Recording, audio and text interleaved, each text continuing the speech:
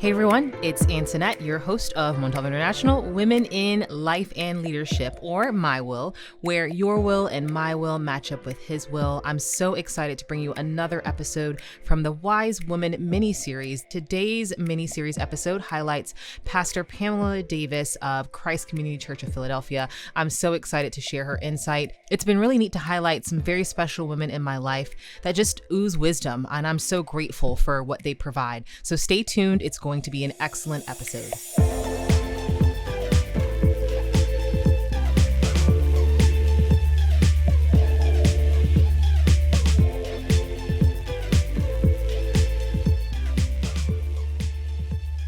Hi everyone, Antoinette Montalvo, and we are just so excited for this brand new segment in our Women in series that we're starting. I have the privilege and the honor to be speaking with an incredible woman, Pamela Davis. She is an associate pastor of Christ Community Church of Philadelphia, just a powerful woman. She has mentored hundreds and hundreds of women and just has so much insight and just wisdom in terms of women and purpose and identity and just what God calls us to be. And so I'm just really thankful for having you here and just overjoyed of just the opportunity that we have to share. And so we're just really, really excited to have you. So thank you so much for being here. But before I keep going on and on, just to give you a little preview as to what we're going to be talking about, purpose and identity, especially as it applies to women, is huge. I mean, there's just so much wrapped in how we identify ourselves, how we look at ourselves, think about ourselves, not just in the beauty sense, but also too in terms of our purpose and vision in life and where we're going in life and how we connect with other people. And I, recently got a chance to listen to you speak specifically with women and just blown away by the insight that you had. And it really reminded me a lot of where my purpose actually lies, because so many seasons and so many things that happen in our life can just change us. It can move us. It can keep us from even embracing that. And so I knew that I had to have others get a chance to hear some of that. So I'm just thankful for you to share some of that with us. I'm honored to be here and share with you. Well, we're really looking forward to it. So maybe just so that the audience can get to know you a little bit, maybe you can tell us a little bit more about your background. I can go on and on, but sometimes it makes it easier if they hear it directly from you. So Sure, absolutely. Well, like you said, my name is Pamela Davis. I was born right here in Philadelphia. I really didn't have any idea that I'd end up here pastoring a church with hundreds of people with my husband, Terry Davis. But that's part of the destiny that God called me to. Right. It's been a discovery journey of finding out who I am, finding out the destiny that God's called me to, and not coming to an end point, but getting put on the right road of that healthy, godly identity so that I can no longer live in the identities that have shaped me in the past, but live in God's identity that he designed to move me forward into his destiny, which is where we're all called to be. Wow. And I mean, I'm sure it was a process, right? It takes time to get there, but such a process. It's always great to know that you can get there sure. So I guess just to help people understand, what does purpose and identity mean? Maybe you can tell us, maybe from a biblical stance. There are some people who may or may not understand the biblical stance of purpose and identity. So I think it's really important to define that. How would you define what that looks like? Well, I think I'd start by kind of taking us back to the beginning. By the beginning, I mean Genesis, when we know Adam and Eve made the big oops, and they brought us to a place of separation from God. But what that really was a change in our identity. Interesting. God always meant for us to be directly connected to him, to live in close relationship with a deep intimacy with him. And what that big oops did was separate that intimacy, was to cut us off from the right relationship and consequently cut us off from the right identity. Right. So rather than be in a place of closeness, we came to a place of shame. If you look in Genesis in chapter 2, the end of chapter 2, it says that Adam and Eve were with God, they were naked and they were unashamed. But then in the very next chapter, when they ate the fruit, it said that they were naked, they were ashamed, they hid themselves. And so that cutoff of intimacy produced a shame in us. And now that was, as their descendants, that was passed on to us. Yeah. And so now we exist in a state of, that shame says there's something wrong with me. There's something that's not right. There's something that needs to be fixed. There's something that I need to fix. And so from those wrong identities, I spent a lifetime of trying to fix what I think is wrong. What happened was Jesus came, and with salvation, he created a new identity for us. He reconnected that intimacy that was destroyed by Adam and Eve. Right.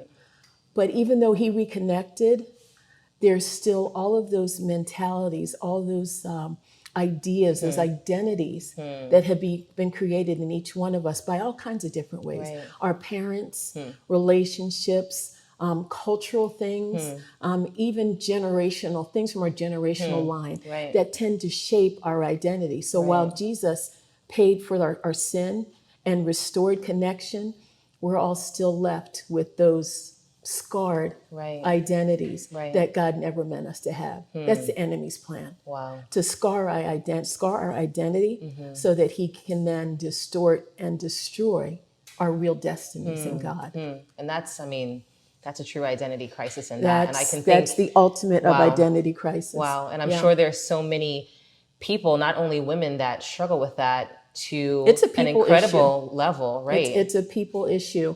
I think that women tend to show it more. We tend to be more emotional. Right. And so sometimes they show up in more dramatic and demonstrative kind of ways. Right. But they all come from different sources. You know, just in preparing for this, I was asking God, how do you let people know how to discover how your identity was formed Right. and what to do with it. Right. And so he said, just be a little transparent, talk to people about where you came from. Wow. What kind of things shaped your identity, just to give them an idea of how it happens. Right. And also that you're not alone in those things that formed who you believe you are that may not be true. Right. So maybe you would be willing to share a little bit of, absolutely, your journey onto how you thought of yourself, maybe your identity before, and really coming into that truth of where your identity really lies. Yeah. Well, we'll fast forward to that stage of salvation that many of us come to. And we say, yes, I know there's a need in me. I need Jesus. I understand what you did. I welcome that salvation. Please connect me to God again. I accept you as my Savior. I want you as my Lord. And let's make that decision. And I made that decision. Wow. But then started a journey of discovering that there was something broken. There was something that shame mentality that said there's something wrong with me. And no matter how I try to get around that, there's something that I think I need to fix. You spend a lifetime in picking bad relationships, doing things to try to heal and fill that void that salvation has paid for, but there has to be a discovery of where those identities and those pains even have come from. So in my own journey, when I was 5 years old, I had some very severe burns. I had third-degree burns. I think the enemy was actually trying to get rid of me at that point. I was 5 years old, and this was before the days of flame retardant sleepwear. And my sleepwear caught fire. Wow. I was in the hospital for several months with third-degree burns. Had several surgeries of skin grafts to try to replace some of the tissues. But I say that to say that I was left with a picture of there's something wrong with you. Wow. There was no time that I could look in the mirror and say everything's okay, because I could always see there's something wrong, there's something missing, there's something that's about you that's different and bad and wrong from what everybody else has been through, what everybody else deals with. Now on top, I know everybody deals with some level of dysfunction in their family. I know my parents loved me and they did the best that they could. We have to all understand that our parents can only give us what they had. They can only share with us and build into us what was built into them. Yeah, so now, true. they came from an environment where feelings and emotions were not expressed. So I don't think there was ever a time that my 4 brothers and sisters and I heard, I love you. Wow. I'm proud of you. So that's once again just exemplified and solidified that there's something that's missing in you. So even with the piece of salvation in place, there's now that thing that says, I've got to do something. I've got to fix myself. Even now in the church, I've got to work hard not realizing that the act of salvation was a complete work. Wow. And it wasn't just a work to get me out of sin. It was a work to restore intimacy and to restore my broken identity. Right. The identity that says, I am totally loved by God. Yeah. I'm created in his image. Before the foundation of time, he was thinking about me. So I began to feed on those kind of things. Right. So here's the truth of, and we may be skipping a little bit ahead, but there's got to be a solution. In my mind, I'm never going to present you with a problem without having a solution. Right. When whatever you look at is what you're going to reflect. And I think it's 2 Corinthians, the 3rd chapter, it says that we reflect God's glory. Wow. But that's just the nature of who we are. We're reflectors. We're like moons. They reflect the sun. We reflect whatever we look at. Right. So as I reflected more on what God's image was, and this is a journey. Right. A journey of self-discovery, where I came from, where the hurt and the pain, and that can be a little difficult. Right. But you often have to discover where the pain came from in order to discover healing for it, if that makes sense. Yeah, it does. And maybe you can talk a little bit more in terms of just, because we all encounter, and thank you so much for sharing some of that really personal insight, because I think that helps people understand. Oftentimes when you see someone who is in a position of influence or authority, you think, oh, they have it together. They've never gone through anything. And we know it's not true, but it's always good to have that physical reminder and to be told that we're not the only ones struggling, that we all come from broken backgrounds in some capacity. And even if we think everything looks great, there's still something that is missing in all of that. And so I appreciate that. That's that piece of isolation that the enemy tries to build into our lives. Right. So it's not just the shame and the wrongness and there's something that needs to be fixed. It's the don't tell anyone. Keep it to yourself. Yeah. No one's going to understand. You're going to be ostracized because of how different you are. So please just make sure you keep that inside. Very interesting. When the very truth is that the more you reveal about that, the more healing comes. The word says that we're healed as we confess things to each other. And so, of course, the enemy is going to try to, once again, he starts back at the foundation. So true. He says, first, I'm going to try to damage your identity, and then I'm going to try to keep you quiet about it. It's the same, can I say, demonic mentality that abusers use, that they say, don't tell anyone. Wow. Because you're going to be at fault. Wow. You're going to be seen as something wrong with you, and you're going to get in trouble if you reveal what happened when it was really not your fault at all. Wow. So that is a piece of healing that I give to all of us. Don't stay isolated.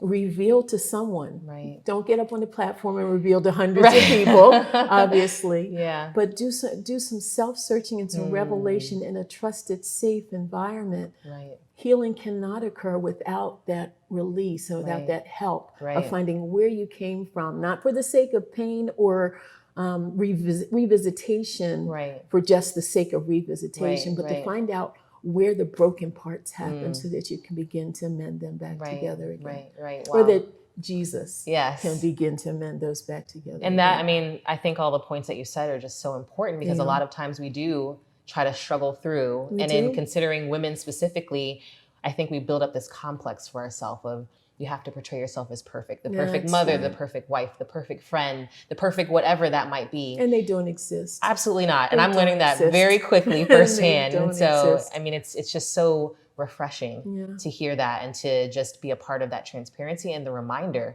of knowing that isolation is really a trick. It's a tool to try to keep you from being able to move forward and where you really need to go. Absolutely. So it's important to point that out. And I guess kind of defining a little bit more of some of the things that really challenge identity. Maybe you can talk to how maybe the fear of failure or the fear of rejection, or a lot of the fears or things or challenges that happen in terms of just understanding or coming to the true sense of identity, how those things can really hold you back, but even how are practical ways to think about overcoming them. And I know there's two big, really big questions, but they're big ones. Attack them as you can. So, but I believe that it's probably not as complicated as we think it is. The fear part, I believe, comes from those the root foundation relationships of where our identity came from. Right. Some of it may have come from bad relationships. You may have been with a man or a woman, but often with us women, it's a man who we've chosen to trust. He has betrayed something, whether it be emotionally or physically. Right. And so that in moving forward, we're now not able to trust. There's that fear of trust. Right. Sometimes there are cultural things. Right. You know, we each exist in a cultural world. Yes. We live in a society of so many different cultures. Right. And so there's just that fear of, I'm not going to be accepted because I'm white. I'm not going to be accepted because I'm dark. And so there's then that fear. So all fear, I believe, stems from something in your background that created that wrong identity. And that's why I believe that process of self-discovery. Right. And it's a journey. Right. It doesn't happen tomorrow. It doesn't happen next week. If only. I think if only. But the thing is, if God were to reveal all those things that have been embedded in many of us for many, many years, we'd explode. Yeah. We can't handle it all at one time. Right. We're like onions. Yeah. And so he has to kind of peel back layers. And let me put it this way, display his glory through us in different levels. That's really he can only give us as much as we can handle. Right. But he takes us through sometimes painful journeys to make us more able to handle the weight of what he wants to give us in us and through us for ourselves and for other people. Right. And that's such a good point, especially in thinking about our previous series when we were talking about loss. And, you know, the two women that spoke were I was just so thankful for them sharing their heart in that and thinking about, wow, this huge thing that they have had to endure and think about the beautiful thing that God can still do through them because of it, and how their identity can actually be strengthened, not pushed down, not torn down, not broken, even though this broken thing happened, knowing how he can transform that in a way that is beautiful. And he does that transformation through relying on the work that he does. That's why it takes focusing on like I said before, the complete work of the cross. Back in Isaiah 61, which is just a precursor to what Jesus says about himself when he actually arrives on the planet and starts his ministry. This is that prophecy in Isaiah 61 saying that he's come to say that there's going to be an end of poverty. There's no more poverty for the poor. Good news for the poor. What's good news for the poor? You don't have to be poor anymore. To bind up the brokenhearted. I shared earlier when we were having this discussion that broken heart, to binding up the brokenhearted. There's so many of us that things have been shattered in our lives. And that brokenhearted, that term means something's been shattered to pieces. Like you've dropped a vase on a tile floor and the pieces spread all over. And the binding means a restoring back to its mint condition. So he's taken these broken things in us and restored them back to mint condition. And most powerfully, later on in that chapter in 61, it says that he's come to make us oaks of righteousness. Everybody's seen oak trees. They're strong, they're hardy. So we become oaks of righteousness. What's right with us through Jesus Christ, as opposed to that shame, what's wrong with us. And so as we focus on that's what I see, that's what becomes real to me. Those other things, yes, they happen. They may have formed the person that I was, but I'm being recreated. Even though there was salvation, that's the first step for all people. For salvation. But as I've discovered who I am, that I'm valuable, that I'm priceless, that's been just such a wonderful truth in my life. Many of us have seen great works of art, a Van Gogh, a Picasso. We wouldn't dream of taking a watercolor and going and trying to fill in colors that we thought were not quite right. No, we're not going to do that. It's a priceless work of art. And that work of art is priceless as defined by what someone will pay for it. We are priceless because of the price that Jesus paid. That life that he gave, you can't put a price to that. And if he did that for me, what does that make me? Priceless. Wow. How about focusing on that rather than, I don't think I can live up to that, or I don't think I'm qualified. I think I have to do this in order to shape me, to make Right. me better able to do that thing that I'm called to do. Jesus says, I made you perfectly, just like you are. You've got it. You, Antoinette, Pam, we have a specific design and a call that God's placed uniquely on our lives that no one else can fulfill. Right. You are unique and priceless. Focus on that. Wow. That will begin to change and heal and enliven. And rather than focusing on yourself and what needs to be fixed, you get to do kingdom and love that focuses out onto everyone else and spreads the glory of God on the planet, because you're no longer focused on what's wrong with me. You know everything's right with me. And now I can share the love of God with the world. Wow. It's pretty powerful. That is extremely powerful. That's And awesome. I feel as if I've just gotten a reboost in my own self. I'm like, keep going, please. Keep going. It's so healing. Wow. It's so encouraging. It's so life-giving. And it's real life. Right. It's the life of God. It's not the life that we try to pretend to make for ourselves. Right. And I don't say that in a put down kind of way. It's like we don't think we have options. But the option is Jesus Christ and the finished work. I mean, complete. Everything restored. Right. So let's find out what's in the original plan and know that that's where I sit right now in those heavenly realms with Christ Jesus. Wow. It's powerful stuff. It's incredible. And I mean, I feel like there's so much that you can continue to unpack and unfold, but obviously my brain would probably melt just trying to comprehend all of it. All of ours would. That's why God takes us in those stages. He's but like, it's okay, such a good that's place. all you can take. Yeah, it's a good place to remember and to think about. And I guess in thinking about those who may know Christ in salvation and those who don't, those who may not have that, what are some practical tips that you can give in terms of seeking what your true identity is, or even how to get to that place, or once you've found a place of purpose and identity, how do you preserve that? What are things that you need to do to keep building in all of that as you move forward in life? Because, you know, there will always be challenges. Always. There will always be seasonal changes. There will always be things that cause you to question who you are and what you're doing. And, you know, you never get to a sense of arrival, but at least to a sense of stability and wholeness. Yeah. I don't know like if you're they're on sort of a straight and narrow. You're not veering off to the side somewhere. So you hope, but yeah, I don't know if you can share. Let me say this. Once again, we go back to the first step is salvation. There is no other discovery of identity without that first and most important step of realizing that Jesus Christ is the link between you and God. There's no connection to God without Jesus Christ. He is the way. He is the only way. So I say, yes, I recognize what you did, Jesus. And I may not understand all that's involved, but I know that I need a Savior. And so the first step is that saying, yes, Jesus, I accept you as my Savior, and I choose for you to be my Lord. Once you open that door, it's almost like a floodgate is open, because God is then able to share his heart with you.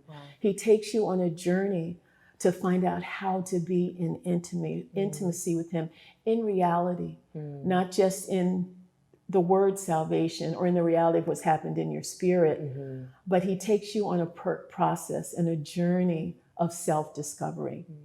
So like I said, in my own life, you've got to reach back to a certain extent, not for the sake of pain and not for the sake of staying in a place of unforgiveness, because many of us have had things not of our own accord done to us. So we need to revisit some places so that we can free our insides with forgiveness. Many of us need to forgive with a sense of, where did this identity come from? I have this pain. Where did it come from? How can I rid myself of this? So it's just a revisitation for the sake of saying, okay, I see where I came from. In that revisitation, you're taking Jesus with you. You're saying him, I understand that you have paid for it all. Once again, I may not understand it, but there's a price that you paid to restore me to the love of the Father, not just in salvation, in intimacy. John 17:3 says, and this is life, that I may know him. And that word know is an intimacy. It's the same know that God used when he talked about the relationship with Adam and Eve, that Adam knew his wife and they were one. That's the kind of know that God wants to know us with. He tells us that we're loved completely and unconditionally loved. He tells us that we're priceless. He tells us that before the foundation of the world, we were on his mind. You, me, individually were on his mind before the earth even existed. How precious is that?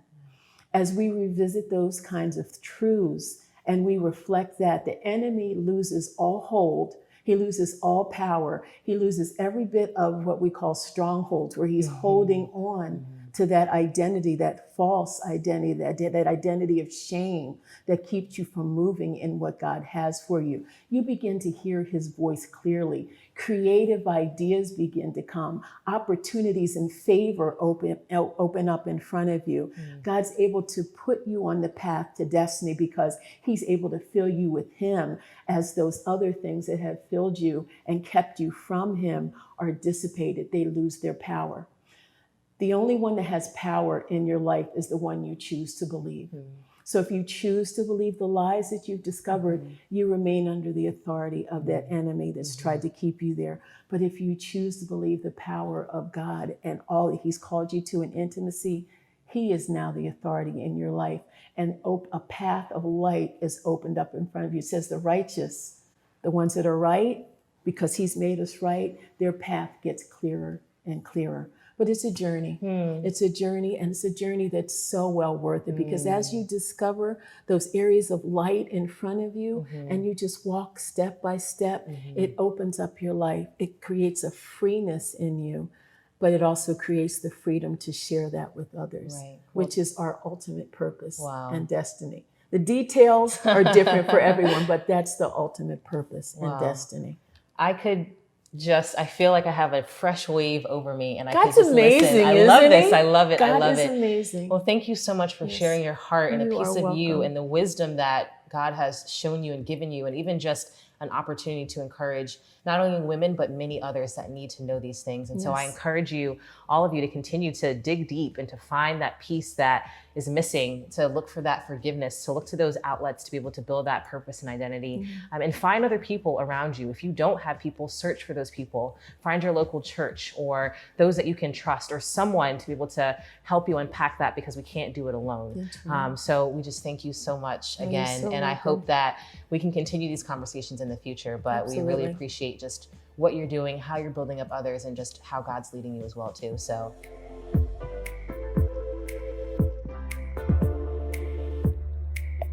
So thanks so much for staying tuned to another episode of Montalvo International, Women in Life and Leadership. I encourage you to share it, listen to it again, make sure that you just allow it to sink in, so that our saying of your will and my will to match up with his will truly shine in your life. So we thank you so much again for joining us in this Wise Woman mini-series on Montalvo International, Women in Life and Leadership. We look forward to sharing more knowledge and insight with you. So stay tuned, take care, and be well.